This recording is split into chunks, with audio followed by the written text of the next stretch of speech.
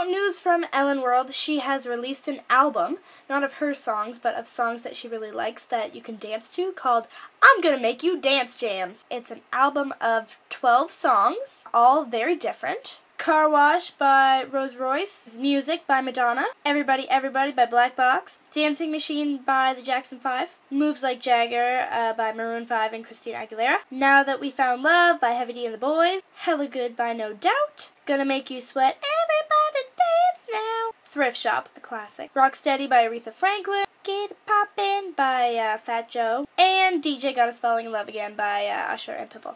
So it's a great CD of dance jams. I'm probably not going to buy it, only because I already have most of those songs, but I think it's a really good idea that Ellen put on some of her music that she dances to at the beginning of the show into a CD so people can dance it at their house with her. I think there should have been more than 12, and I think it's a good idea, though.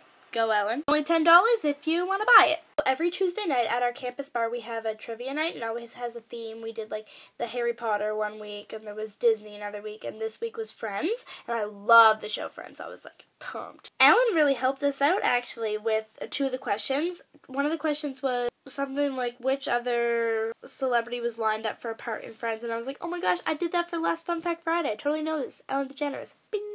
And then another one was where was Friends filmed, and most people would have said LA, but I knew Burbank because that's where Ellen films and that's where the Warner Brothers lot is, and that's where Friends was filmed back in the day. I even saw the patch of grass that Phoebe and Rachel run through as if it was Central Park, but it really actually was just a patch. I'm gonna call it a night. Keep on smiling and dancing. Bye.